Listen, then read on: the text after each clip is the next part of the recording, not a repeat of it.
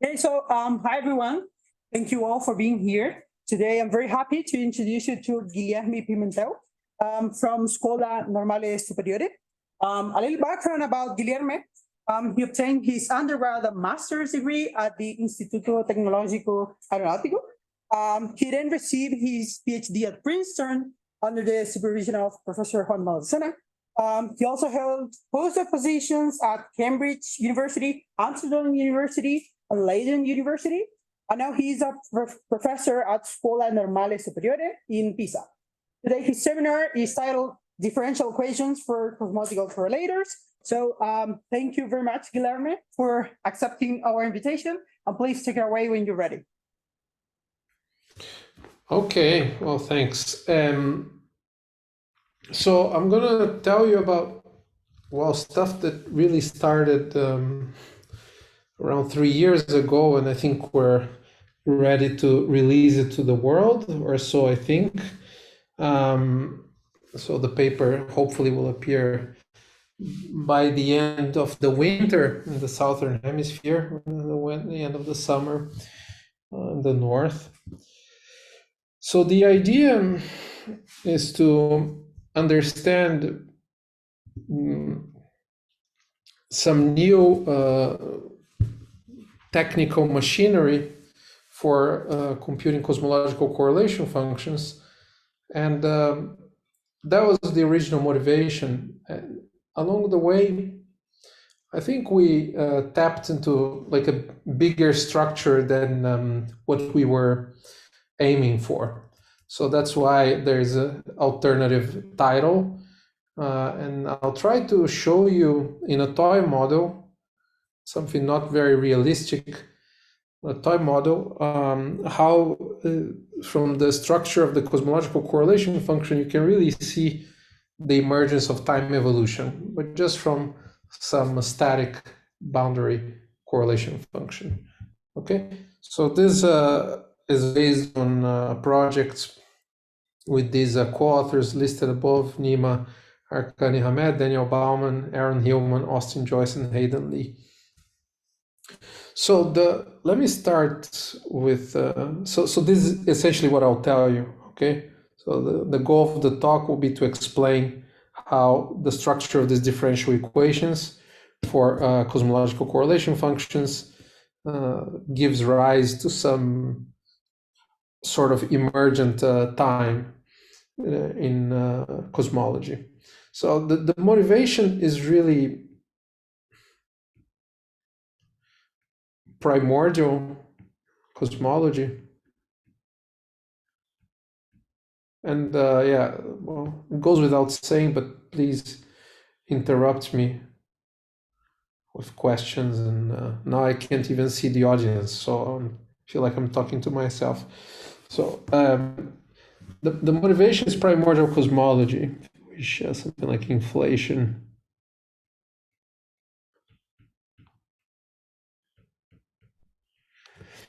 So if we draw some sort of timeline of the universe, so time goes up here, and we have, you know, here we are, us, and we observe, you know, the large-scale structure of the universe. Let's see, observe some galaxies, some spiral galaxies, and some scaffolding of dark matter and whatnot surrounding galaxies. We infer it from lensing. As we know from large-scale structure, we get these summary statistics like a primordial correlation, galaxy number count correlation functions, like some power spectrum of the density contrast versus wave number, and we get like this interesting plot, goes up, goes down as we goes, whatnot. And likewise from the CMB, from the temperature fluctuations in the cosmic microwave background radiation much earlier times, sort of a snapshot. of the very early universe, we get these beautiful acoustic peaks, the functional multiple, plot now temperature contrast, delta T. As a functional multiple, we get, oops, more like this, flat, and then acoustic peaks, and then some silk tail.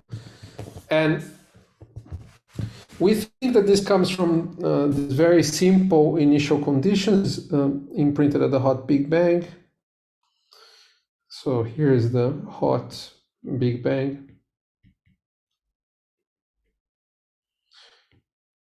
And we believe that these initial conditions come from some super horizon correlations. So if I plot now as a function of wave number, if I plot just the local scale factor or the curvature perturbation, I get something almost scale invariant, right? Characterized by just two cosmological parameters, the amplitude and the scale dependence. But importantly, they look acausal. So we have correlations over long distances that were imprinted at the hot Big Bang. So it looks acausal. And we have some causal mechanism for giving rise to these initial conditions, some earlier phase that we can't really observe. I mean, strictly speaking, we can only observe photons from the CMB, but maybe if we buy our standard cosmological model, we can push the clock back to the hot Big Bang.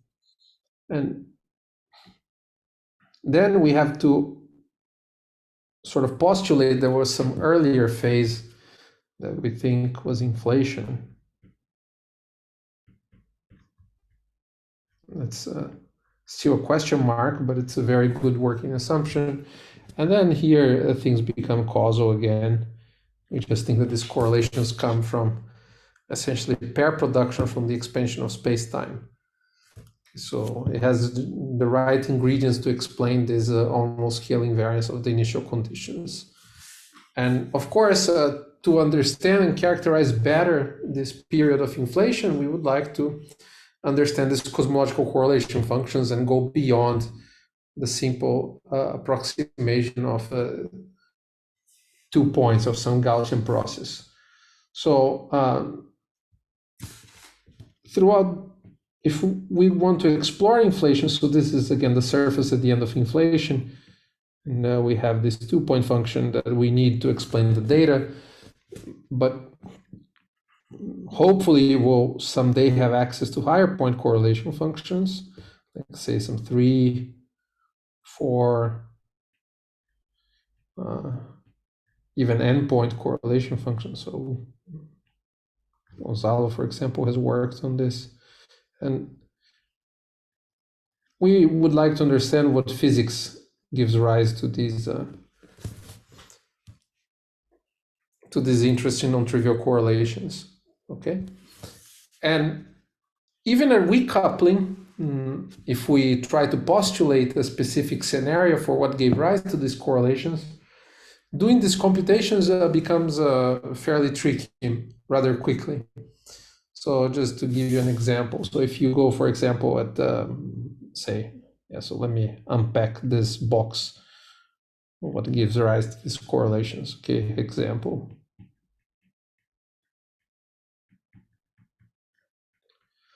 So say at time keeps going up, okay? So time goes up. Say at 3 points, I have some correlation function that was mediated by some extra particle that we can't observe directly. Maybe it's massive, its power is redshifted away too quickly to be observed directly, but it leaves an interesting imprint. So this becomes technically quite involved, okay, quite quickly. And yeah, it feels a bit unsatisfying, the fact that you need to work quite hard to compute these simple processes.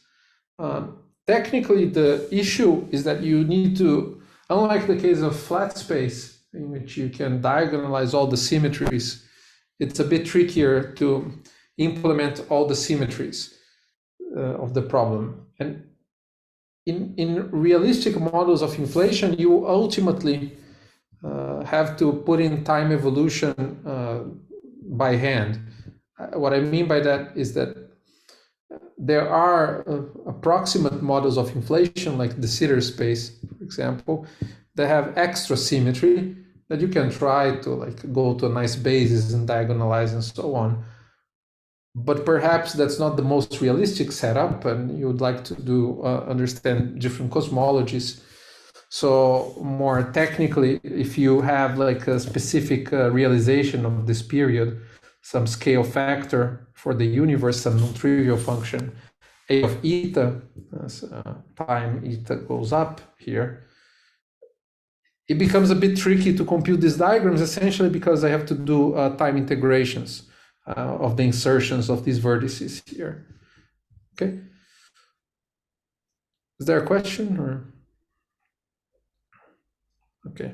So this is some technical motivation for why we'd like to understand these cosmological correlation functions.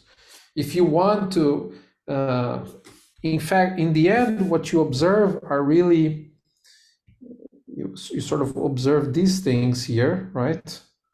These correlation functions at the end of inflation, and you'd like to infer what's happening here in the middle. Okay, so that's the challenge, and of course you can postulate a specific history, but then if you try to do it in the standard way of integrating time evolution in and doing the time integrals, like a quantum field theory adapted to cosmology and so on, it becomes technically quite involved. And this has a parallel. So here we can borrow some technology from another field. So in a different field, scattering amplitudes,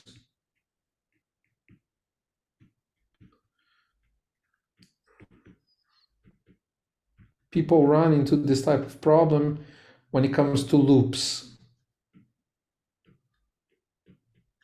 Okay, so if you have a loop, so here the problem is you have to do some time integrals. So for example, I have time eta 1, time eta 2, and I need to do some nested time integrals, d eta 1, d eta 2 of some integrand that now is not very important for us, but it can be quite involved integrand, okay?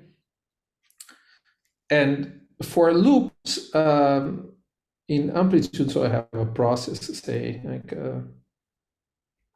some box integral here, some scattering amplitude, I have some external incoming and outgoing particles, some are incoming, some are outgoing.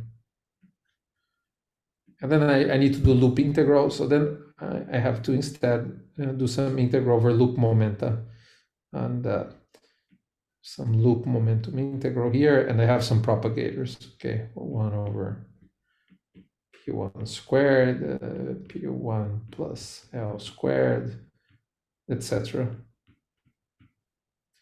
So these are challenging integrals to perform, and I'll argue, at least in the toy models that I'll describe to you during the talk, this 3-level time integration in cosmology is very similar to loop integration in the case of amplitudes. So then we can borrow some technology. So what is the technology that people use in amplitudes? They, instead of trying to do the integral, they look for a differential equation, and hence the title. And I mean, philosophically, of course, it's much easier to solve differential equations than to integrate. You can just go to any point and then do some Taylor expansion, try to do gluing and so on.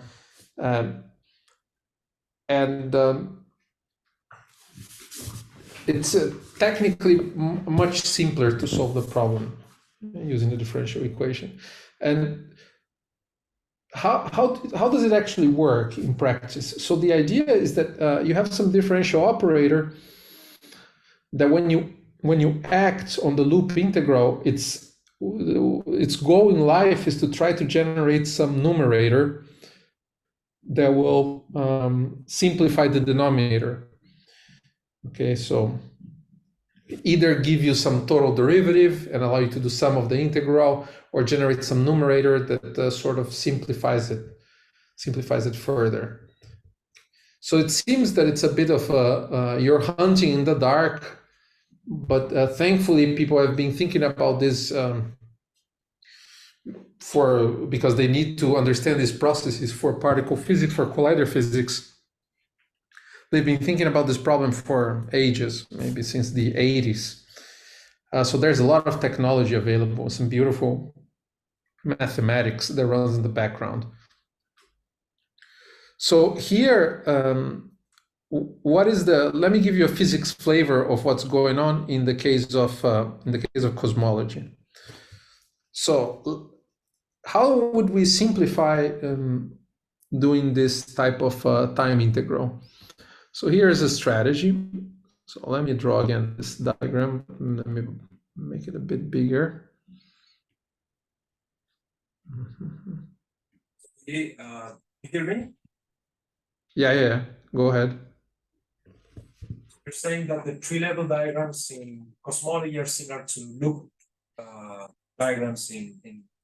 Can you point out why exactly is that, or it's just because the integrals look similar, or there's something more behind?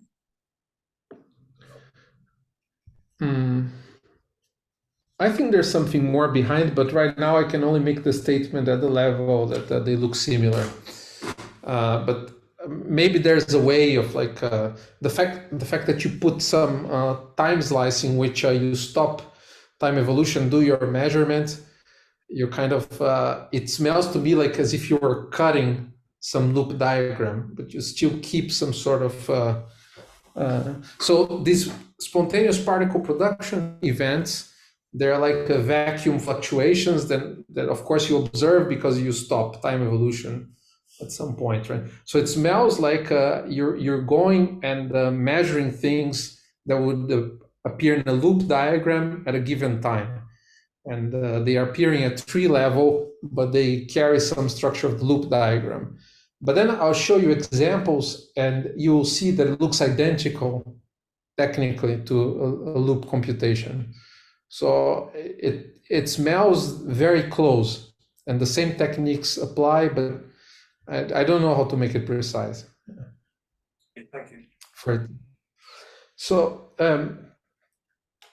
So here's a strategy that actually has worked pretty well for a few years, something that we call cosmological bootstrap. But it kind of runs out of steam or becomes hard to implement in practice once you go to a slightly more complicated example.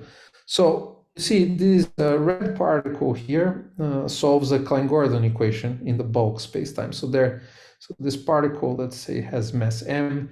So it solves some Klein-Gordon equation, some box plus m squared times this propagator that depends on time eta 1, eta 2, eta 1, eta 2. Maybe the momentum of the particle S has momentum S equals some delta function, okay? Delta function of eta 1 minus eta 2. So here's a strategy. Of course, the propagator will appear in the time integral. So there is some integral d eta 1, d eta 2. There's some external mode functions for the actual particles that you observe. So I'm just bundling them up in some brackets here.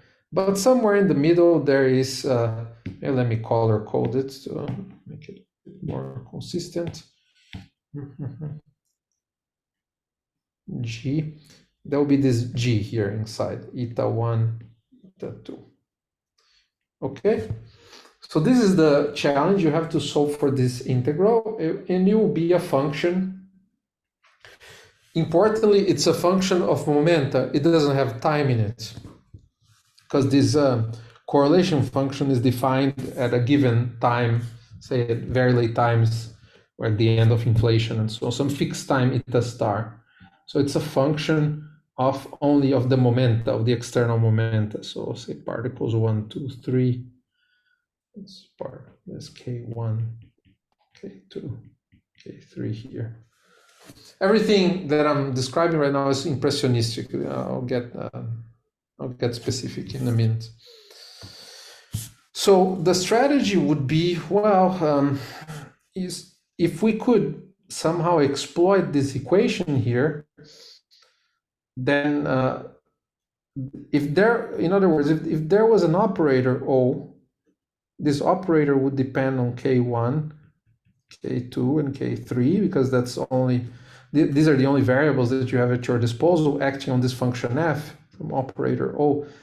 That once you commute this operator, you put this operator inside of the integral using integration by parts and your favorite bag of tricks, somehow reduces to box plus m squared acting on G, then we're in business, right? Then this integral, at least one of the integrals trivializes, the eta 1, the eta 2, delta function, eta 1 minus eta 2, and then it's a single integral d eta 1 of something. And the physical interpretation is simple, right? This resulting time integral is really this sort of diagram. You collapsed the internal propagator and you generated like some context-like interaction. And these things people have understood how to compute for ages, since the early 2000s, let's say. So, of course, the challenge is that box has time. There are time derivatives here, the eta. So how do you do that, okay? So there is some sort of baking that goes into it. It's like trial and error and tricks, bag of tricks and symmetries and this and that. That allows you to go rather far in this program.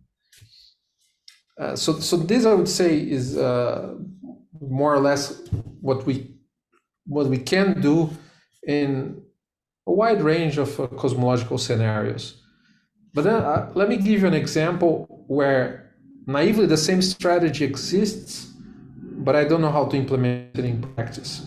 Okay, so is it clear what the strategy is? So now let me give you, sorry, there's airplanes in the background. I hope it's not too noisy.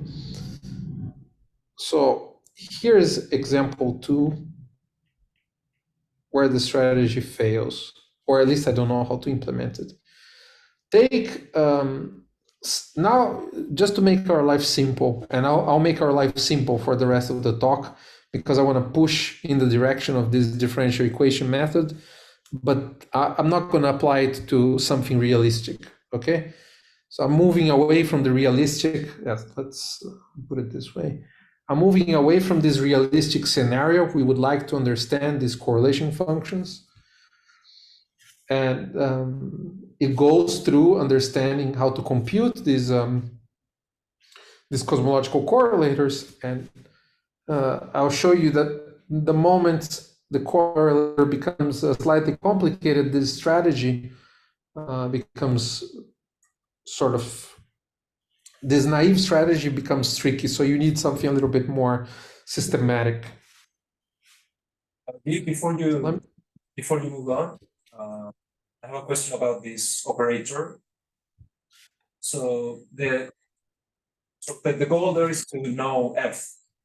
So there's still a last step which consists of inverting this operator, I guess.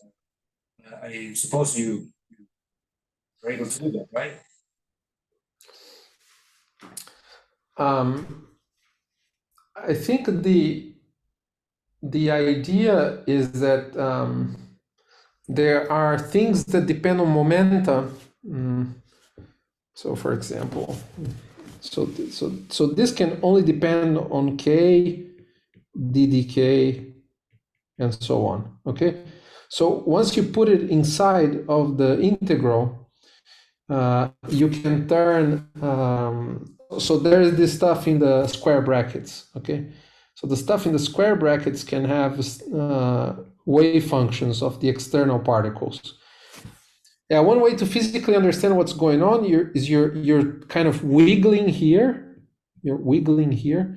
So you have access to this leg and you're trying to propagate and do some wiggle here inside. Okay, so technically how that's happening is that you have some e to the ik eta for the external particle, and say you multiply it by k. So when you multiply it by k, is the same thing as, well, up to factor y, the same thing as dd eta, e to the ik eta, and then you can integrate by parts. And when you integrate by parts, because it's inside of an integral, this of course this is a trivial identity, but then because it's inside of the integral, you can turn this dd eta here into something that has a chance of producing the Klein-Gordon operator. Okay, so you do a bit of a mix and match, and you're free to use different momenta. For example, you can, if you're trying to wiggle this vertex here, the strategy that works is you wiggle not just this momentum K1, you also wiggle this momentum K2. So you do some mixed operation in which you take derivatives with respect to K1, respect to K2, multiply by K1, K2, and somehow you engineer your way into generating the Klein-Gordon operator acting on this point here. So this is what this, but it's a bit of trial and error and symmetry driven way of trying to engineer the Klein-Gordon operator inside of the time integral. Right, thank you. Okay. Let me give you an example where the strategy runs into trouble. Take all the particles to be identical, okay? You can make them massless to make life simpler. So now you have, say, a 5-point function, okay, phi cube theory. And if you act on the left or on the right, say if I act on particles 1 and 2, then the same strategy works. Okay, you have to work a bit harder. The differential equation is higher order, but the same strategy essentially works. So what you do is you take derivatives with respect to momenta K1 and K2, and somehow you engineer the Klein-Gordon propagator acting on this point. So there will be some operator O12 that acting on this diagram, on this 5-point diagram, will give you something that looks like this, 1, 2. So you collapse this first propagator, and then you have something like this. And then it looks similar to the example that I discussed earlier. Now there's one more propagator left. So now points 1, 2, and 3 are at your disposal. So now there's another operator, let me call it O hat, 1, 2, 3, that acts on this object you end up with and collapses this propagator and gives you contacts, 5-point function, 1, 2, 3, 4, 5. And then again, contact things are easy, we're in business. So the differential equation is a higher order, but the strategy is essentially the same. You kind of engineer the Klein-Gordon propagator one at a time, and you go about collapsing the internal propagators one by one. So this strategy works. Now, what if, but okay, this is a function of all the momenta. What if I wanted to start from here? Could I just wiggle, and here I have nothing else. Could I kind of wiggle my way into the middle vertex and do something to the diagram?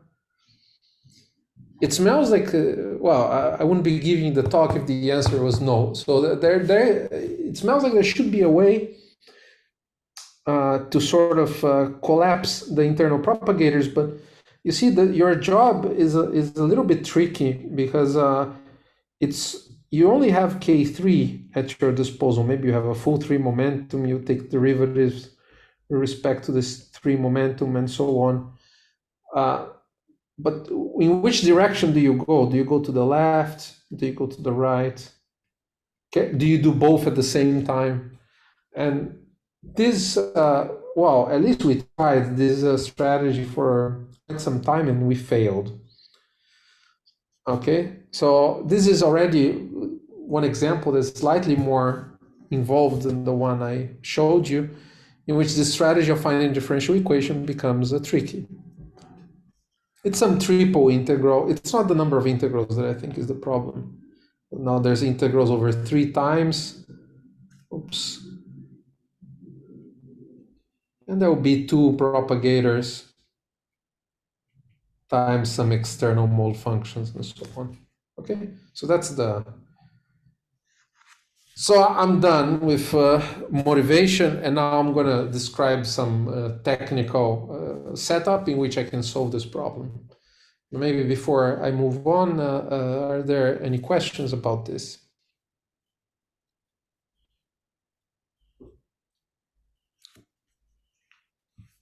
I think it's clear. Okay. So the setup.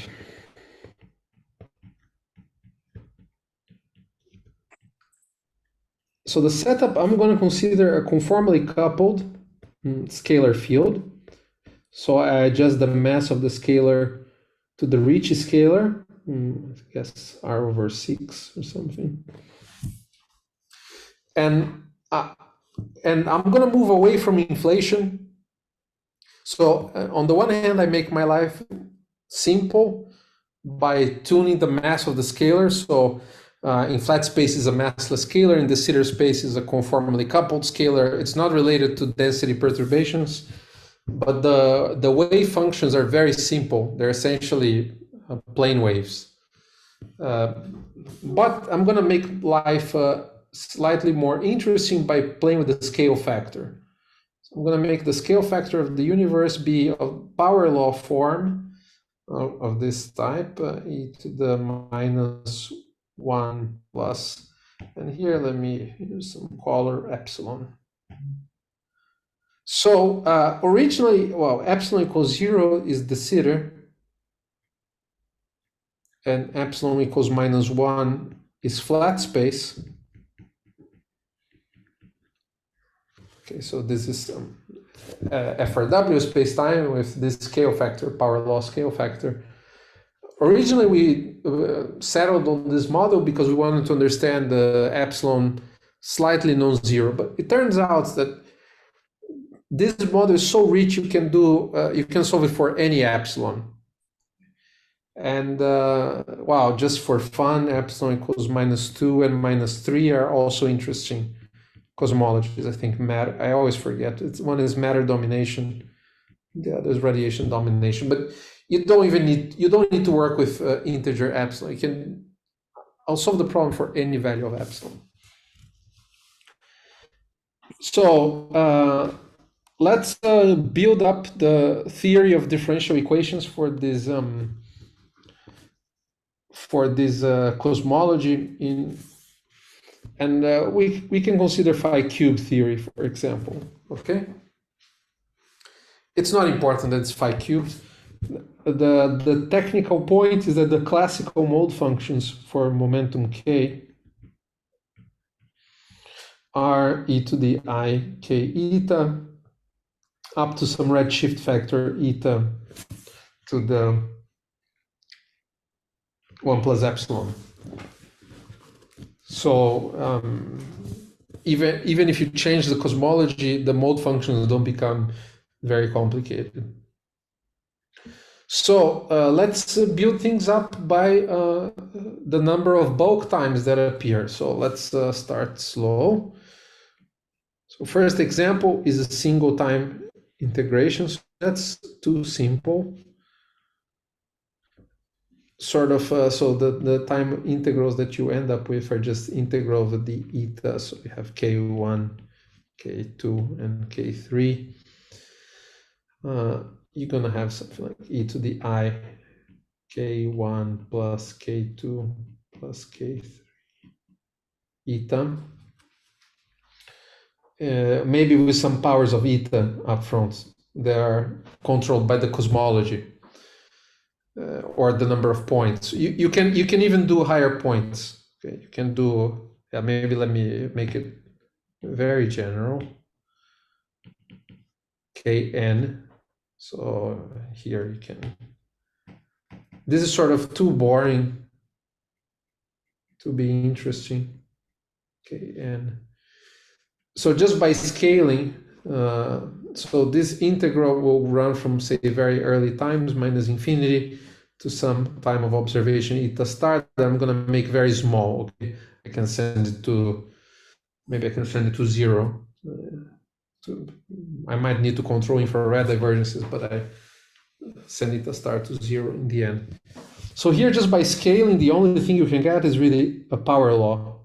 So you're going to get k1 plus k2 plus. So for example, at 3 points, you're going to get something like this, k1 plus k2 plus k3 to the power epsilon. Okay. Times whatever the coupling constants of the, there's some coupling constant here, maybe with an I. Maybe some coupling constant here. So if you take the de Sitter limit, as usual in physics, epsilon equals 0 in a power law is a logarithm, is not a trivial function. So there's some logarithm if you do it in de Sitter. If you do it in flat space, is 1 over k1 plus k2 plus k3 and so on. Okay, but it's always a power law. So there's nothing very exciting going on here, but just to be pedantic, let me call this thing psi. And it solves the following equation. Let me call the sum of the case x. It solves, dx psi equals epsilon over x psi. Okay, so this is the differential equation in this example. It's not incredibly exciting, but this is the sort of thing that we're aiming for. It's going to become interesting in a second. So this is the first example. Let's move on to the second example, and then the story is already much richer. Here's the second example. You draw a diagram with a single exchange. K1, K2, K3, K4. Now there are 2 time integrations, and I made my life simple by tuning the mass of the scalar so that this propagator G in the middle is not too hard to write down. It's some sort of G is like, let's say the exchange momentum is S.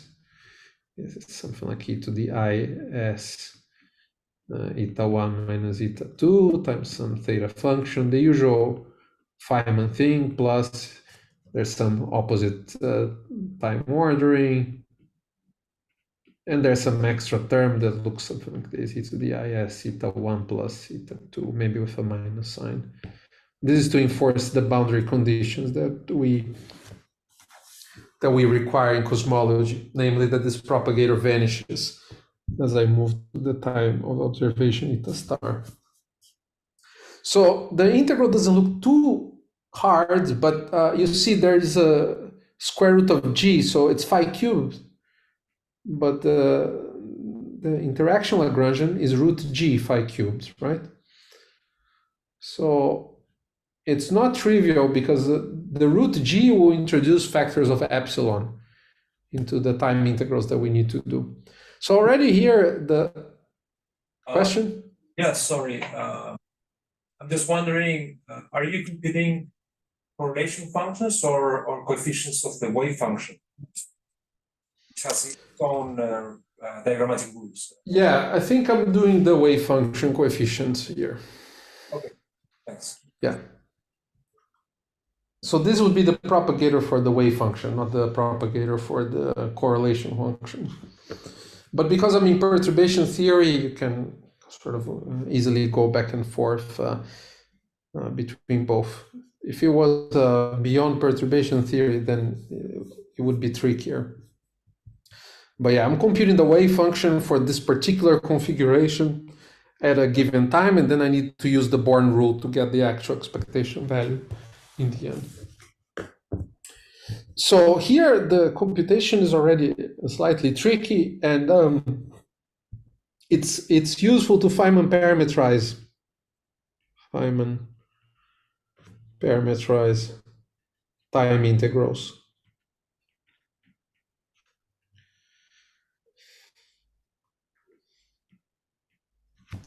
So, or maybe Schwinger parameterize. It's a better name. It's so we have these exponentials. So recall that the Schwinger parameterization is all about the following identity integral ds e to the minus sa is 1 over a, right? From 0 to infinity. And then if you want different powers, if you want a to the n plus 1 here, you put an s to the n here, something like this, right? So you see, you trade exponentials by rational functions. Usually Schwinger parameterization is the other way around. You have propagators downstairs and you move them to the exponent upstairs to do Gaussian integration. Here we sort of want to get rid of these exponentials to get something that looks rational. But that it's essentially the same trick. And if you play this trick, you trade time integration by integration over these Feynman-Schwinger parameters. This is, if you're interested, it's the basis of what people call cosmological polytopes. Some story developed by Paulo Benincasa with Nima, Erkani Hamed, and Nikov. So this is not going to make an appearance in the talk, but it's just a side remark if you want to understand systematically a way of getting the Feynman parameterized answer. But if you don't care about this cosmological polytope, you just take the time integral and you Schwinger parameterize to get rid of the exponentials in the propagator. So long story short, the integral that we have to do, I'm going to write it instead of integral over eta 1 and eta 2, I'm going to write it as integral over 2 Feynman parameters, and it's given by this form here. And then we're going to spend sort of the rest of the talk really with this integral. dx1, dx2. And I'm going to introduce some notation. I'm going to call big X1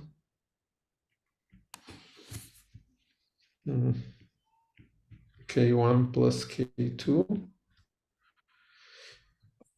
When I remove an arrow, when I write K without an arrow, I mean the absolute value of a certain momentum, okay, 1K. So this is K1 plus K2, X2 is K3 plus K4, and I'm going to set S, the absolute value, which is, I remind you, is the absolute value of the exchange momentum, to be equal to 1. Okay? So I'm going to get this. And now we'll go back to loops.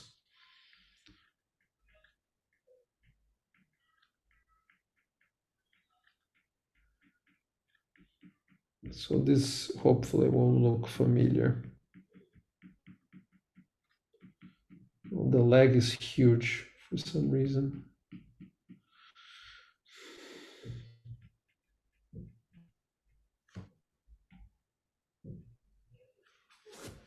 So the wave function or the correlator depends. So I normalized, if you wish, I pulled some overall power of the exchange momentum. So I draw again the diagram here small, so you can see. So there's K1, K2, K3, and K4. And here's the exchange momentum S. So I normalize the exchange momentum to have unit norm. And I have here the sum of the absolute values of the momenta related to what's happening on the left. That's big X1. And big X2 is the sum of the momenta of what's happening on the right. And if you look at this integral, now it looks like a loop integral, right? Because you have to integrate over these loop momenta the two times, little x1 and little x2. And maybe let me just give them a little, just to make it clear what's integration variable and what's and this denominator looks like a product of propagators, right? So it looks sort of similar to a loop diagram. And what I find really cute in this way of representing is the appearance of epsilon.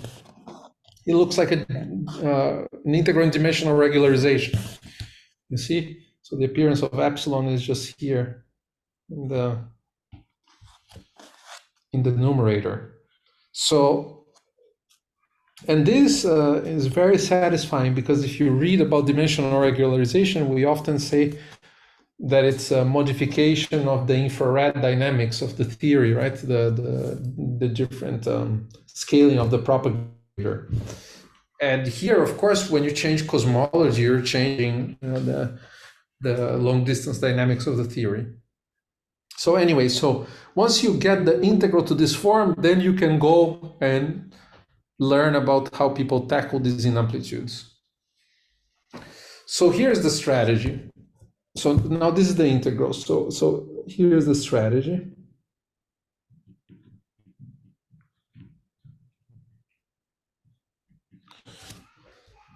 You're going to leverage essentially two facts. One is that when you take the, so you want to, so let me call this psi, okay, the wave function, correlator. So for example, if you take derivatives, so this is a function that depends only on two variables. It's a psi of big X1, big X2. By the way, so that you don't think I'm cheating you, this example, the answer can be written explicitly. It's some Gauss hypergeometric function. It's actually quite tricky. If you write this on Mathematica and ask the integrals from 0 to infinity in both variables, if you ask Mathematica to do this integral for you, it's gonna fail. And beautifully, there's a way of breaking apart this integral as a sum of 4 pieces, and each one of the pieces Mathematica can do.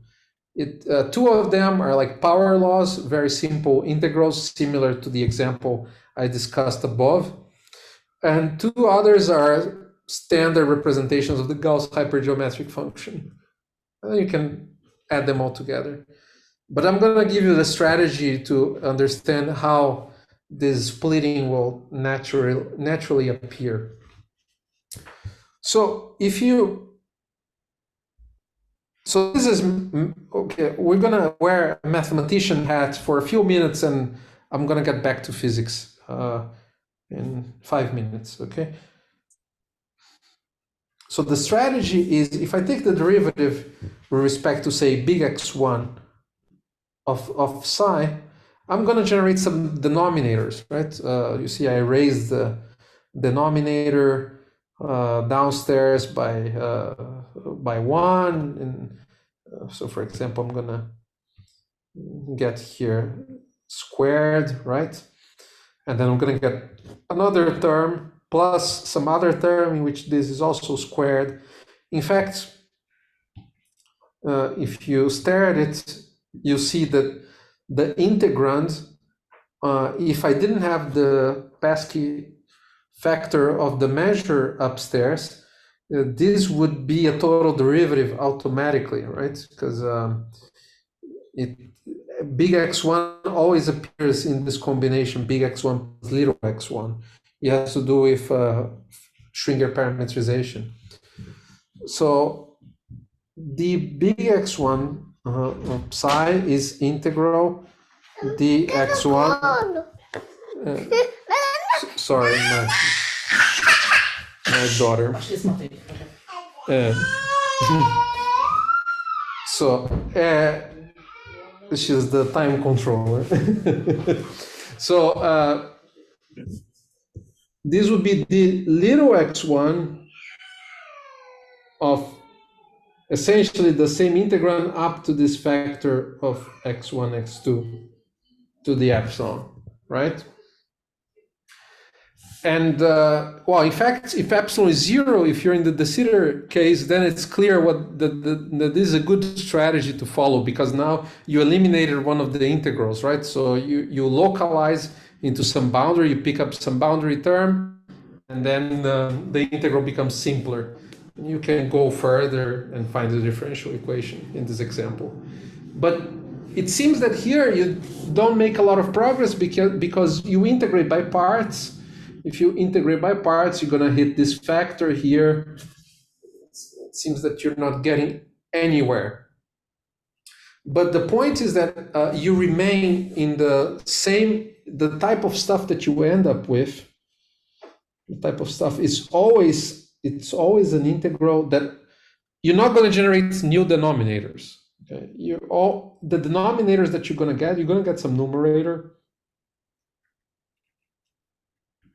X1, X2, big X1, big X2. Maybe let me start let me start the clean slates because it has big lag. So you get integral dx1, dx2. I got some numerator, some numerator that depends on x1, x2. Big X1, big X2. But importantly, the only thing I can generate when I take derivatives of psi, and that's true regardless of how many derivatives I take. And if in respect to big X1, big X2 doesn't matter. I'm only going to generate these types of denominators. X1 plus big X1 plus 1, X2 plus big X2 plus 1. And nothing else. I might generate higher powers of these things. I can generate, different powers, n1 and 2 integer powers. But I stay in the same, if you wish, family of integrals. Okay. So every time I take a derivative, it seems that I'm kind of giving myself more rope to hang myself. But I'm staying within the same class of integrals. And then these integrals, you see they have some denominators, and these denominators, if I look at the integration plane, little x1, little x2, they carve up the integration plane into some regions. So looks something like this. So the lines at the origin, little x1, little x2 equals 0, little x1 equals 0 is essentially the coordinate axis. And then these three other lines, it's a little x1 equals to something, little x2 equals to something else. And then there's this other line, which is the sum of them equals to something. So they carve up the integration plane with these with these lines. And mathematicians have studied this problem to death. Okay, so they know a lot about this problem. And then, so I'll tell you mathematical theorems that go back to Aomoto and Gelfand and whatever, many people. So and it's really leveraging leverage of two facts, leverage of two things: partial fractions, meaning it looks like you're generating more and more complicated integrands, but you can always partial fraction them and then reduce the denominators. You can expand the denominators into pieces of lower powers, and it's not hopeless. And integration by parts, that eventually you can imagine engineering a total derivative. Okay, so given these two facts, then these are mathematical theorems because they're sort of awesome. So bear with me, okay? First thing is that these integrals form a vector space. All integrals of that sort, integrals of sort above, form, but a vector space, but more spectacularly, finite dimensional vector space. So what does it mean? It means that if I take a derivative, so if I take the original wave function, okay, then I take a derivative, say with respect to x1 of psi, I produce a new integral within this family. So it's, if you wish, it's another vector in a vector space, but the vector space is finite dimensional. So I can keep taking derivatives. At some point, because it's finite dimensional, if I get n plus 1 vectors in an n-dimensional vector space, they need to be linearly dependent. At some point, they must be linearly related.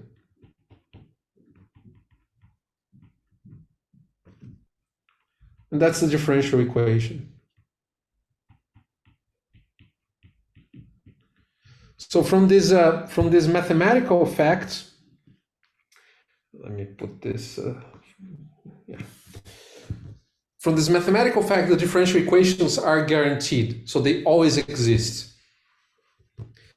Now, well, if the basis, if the theorem tells you that the basis is a dimension 100,000, that's not very useful, right? Because you get a differential equation that is very high order. And then the basis comes, you can look at the figure. So this is another part of the theorem. So the dimension is equal to number of bounded regions.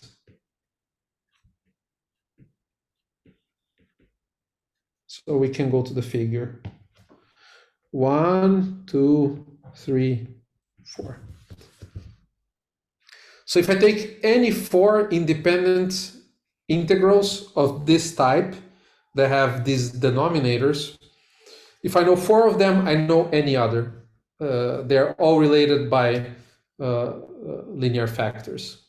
So they might be complicated functions, but if I know 4 of these complicated functions, all the other functions are linear combinations of them. I can't generate even more complicated function than 4 linearly independent representatives of this space.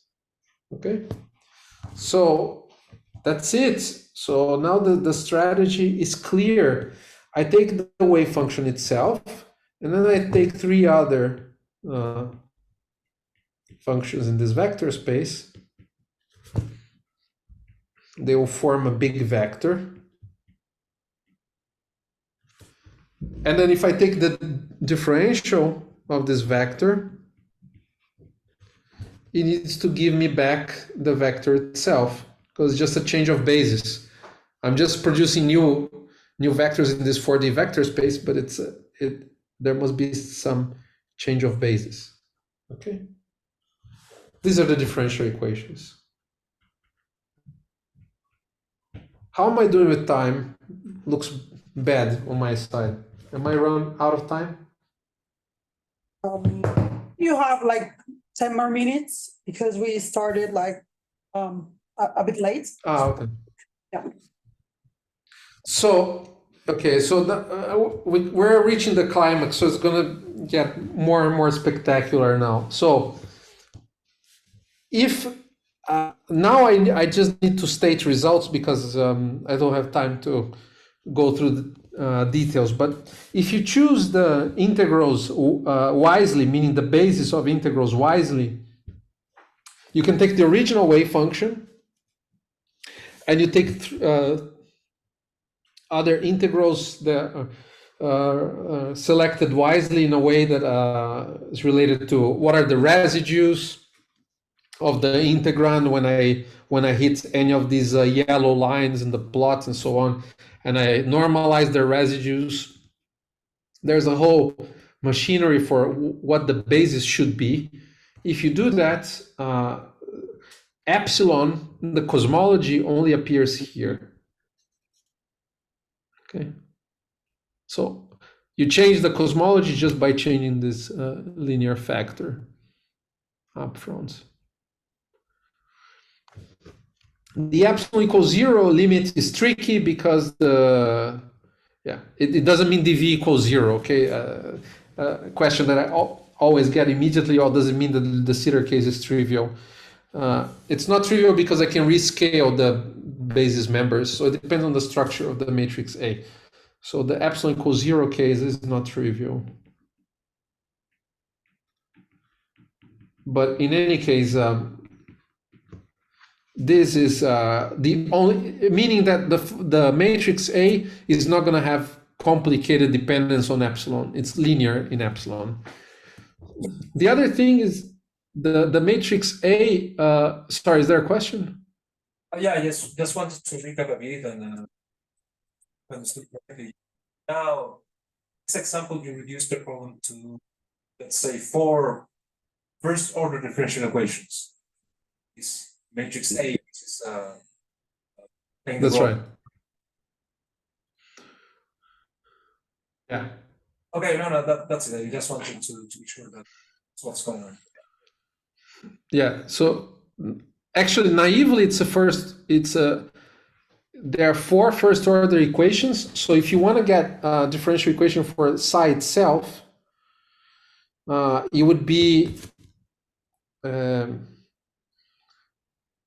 relatively. It would be a 4th-order differential equation, right? Because so how would you do that? You change basis. You take psi, dx1 psi, the second derivative, the third derivative.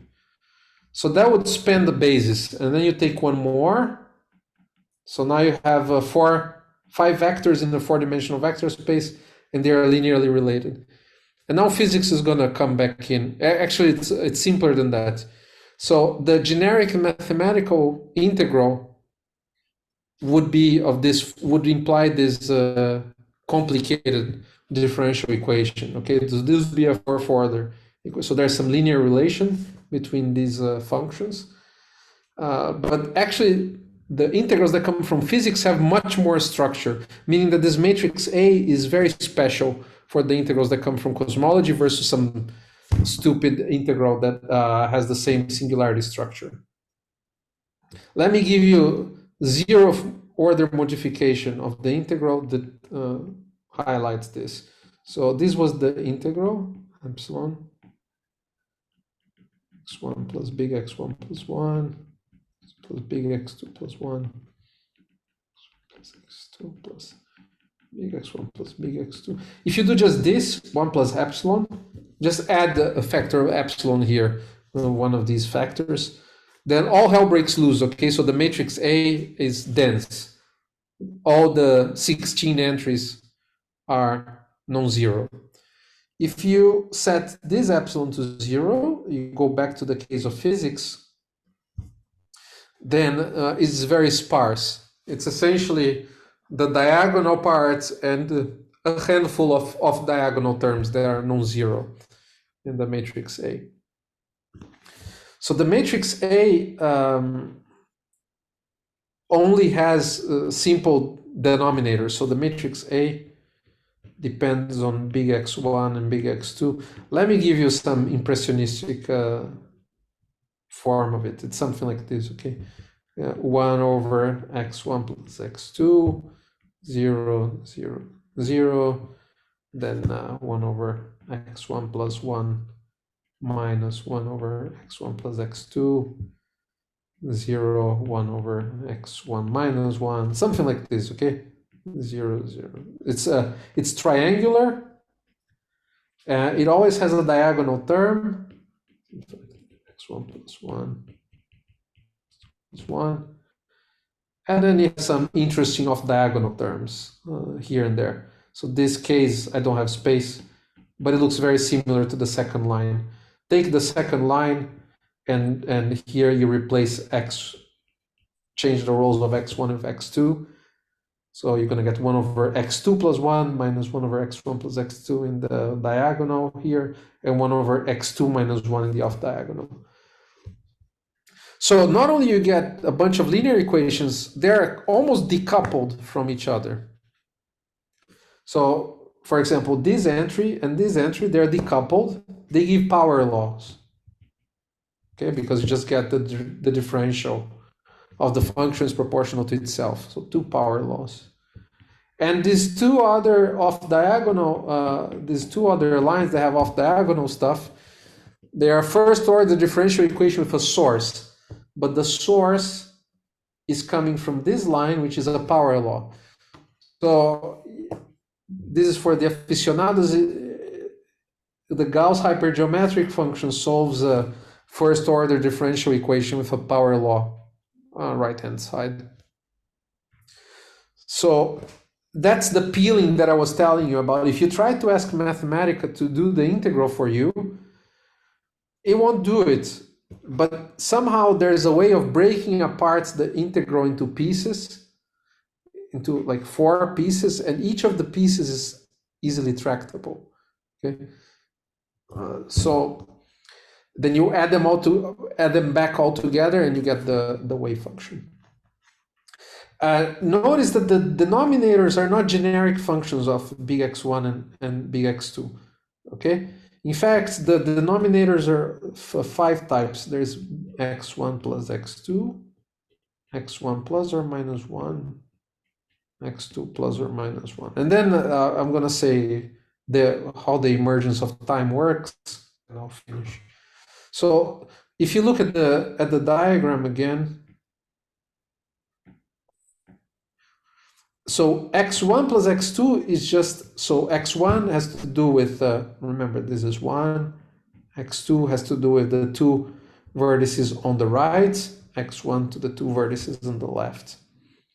So x1 plus x2 is just the total energy in the process. Okay. x1 plus x2. x1 plus or minus 1 has to do with what's flowing on the left, right? You have big x1 on the left, and then you have the 1 that enters here from the exchange with a plus or a minus sign. And likewise, x2 plus or minus 1, let me make it less busy.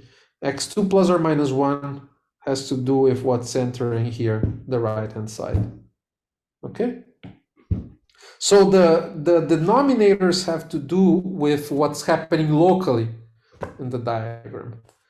And now it gets quite spectacular as you go up. So let me describe, let's go back to the example we couldn't do, and I'll tell you what's going on.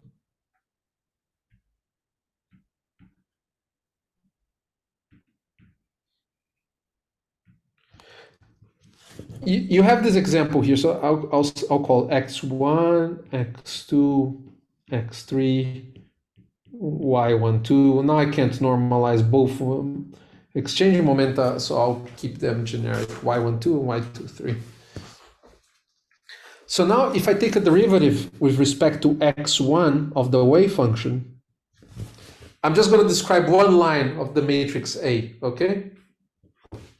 I'm going to get back the wave function itself. This is the diagonal term. And there's going to be some off-diagonal stuff that will appear. And the off-diagonal stuff has to do with some other vector in this vector space.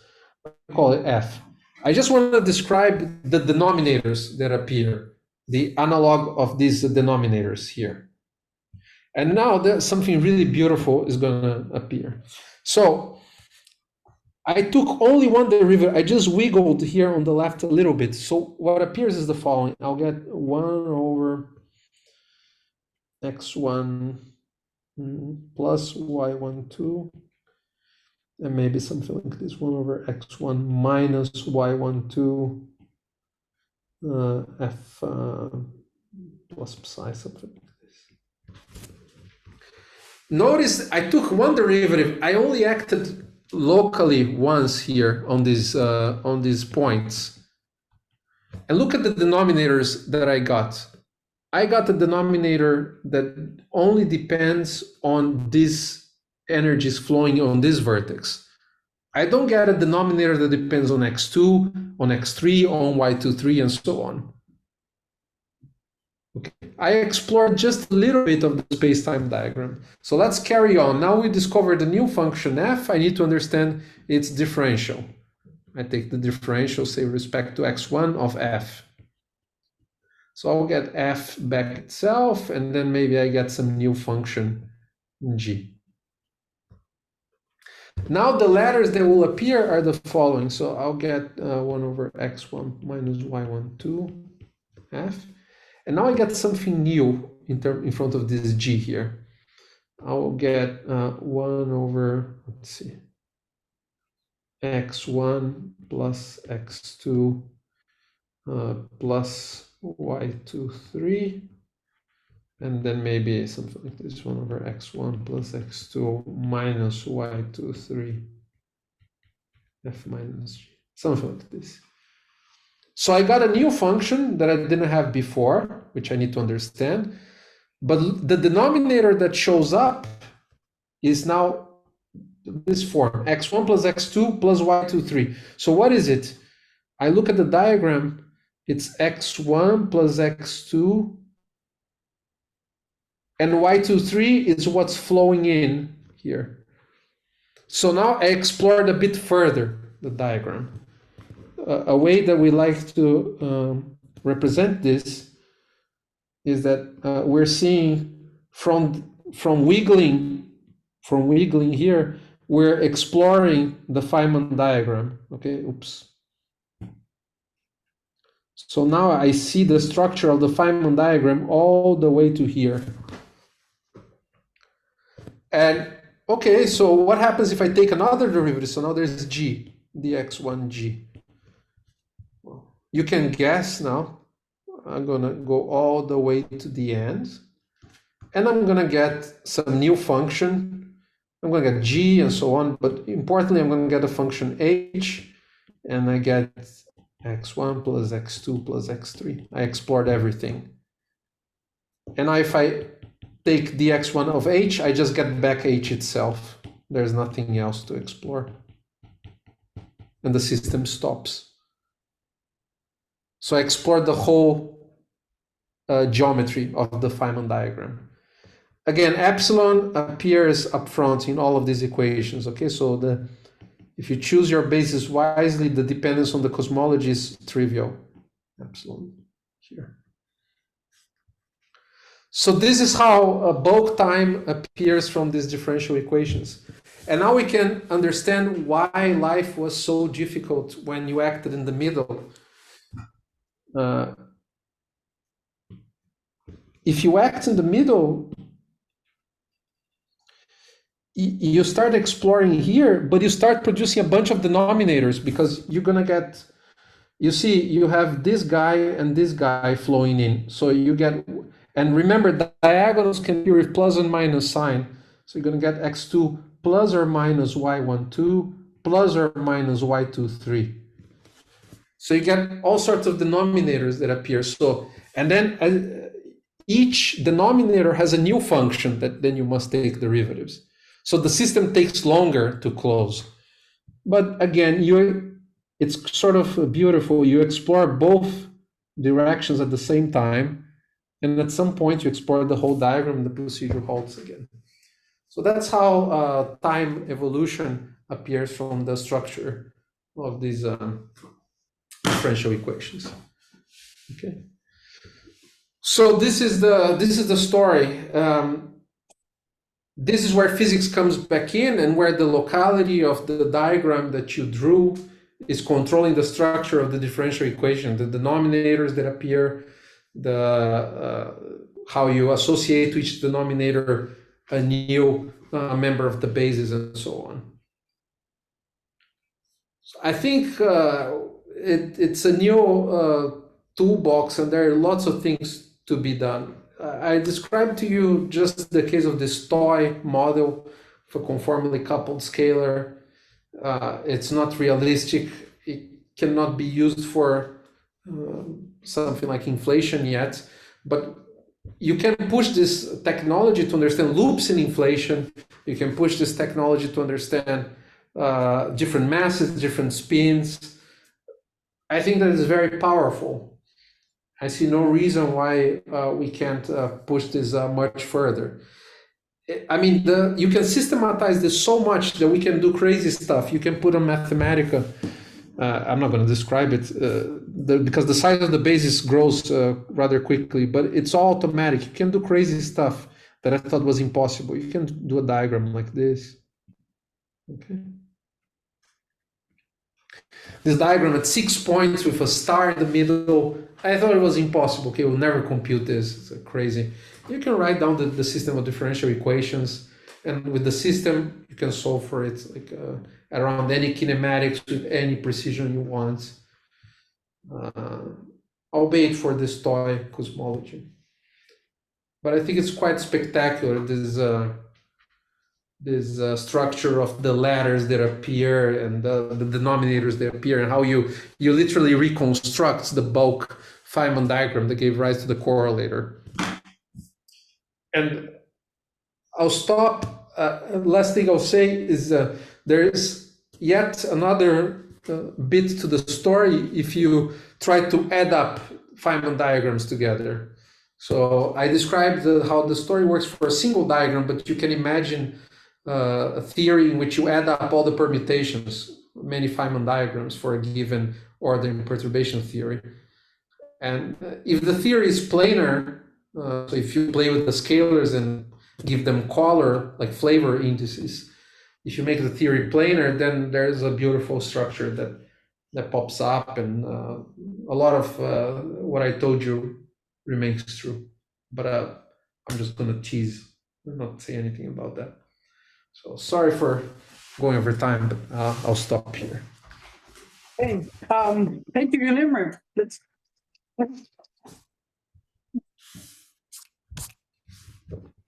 Thank you, Guilherme, for your talk. I think we have a short time for questions because it's already kind of late. So if anyone has one or two quick questions, please go ahead. Yeah. No, that was a very nice talk. Thank you. I just wonder, I mean, solving, let's say, a fourth order differential equation is not necessarily easy either, right? Not easier necessarily than just integrating this initial expression. So could you point out the sort of the technical, but you're saying on the other side that it does become more handleable, more easier to handle. So yes, I would have agreed with you if this matrix was dense, but it's sparse. In fact, it's not that you have to solve a high order differential equation. You end up having to solve many first order equations. Okay, but so you don't, and then you put that, then you add everything together in the end. Right. You don't need to solve a high order differential equation. Okay, so you can go by steps. Yes, it's kind of you butcher the original integral into pieces, and then each piece is very simple to solve, and then you put everything back together in the end. Okay, I get it. So this is the key point. And yeah, if, for example, if all the entries were non-zero, then I agree with you, it's a mess. Yeah. But it's I think it's also true that then the integral would not be doable. Even numerically, it's quite hard to do it. And with this matrix, at least you can, solve the Dyson series kind of path order exponential of this matrix A. So around the given kinematics, it's a slight improvement. But here, I would say that the improvement is much bigger because it gives you simple differential equations. And the extra that I thought was really cool is this structure of how bulk locality is encoded in the structure of the differential equations that you end up with. But at a technical level, I would say that this is the main advantage of breaking apart the original integral into a bunch of pieces that are easily tractable. Great, thank you. Okay, any more questions? People in the Zoom? Okay, I think we're good on time. So let's thank again Guilherme. Thank you. Sorry for going over time. That's totally fine. And thank you everyone for coming today. Hope to see you on the next seminar. Bye-bye.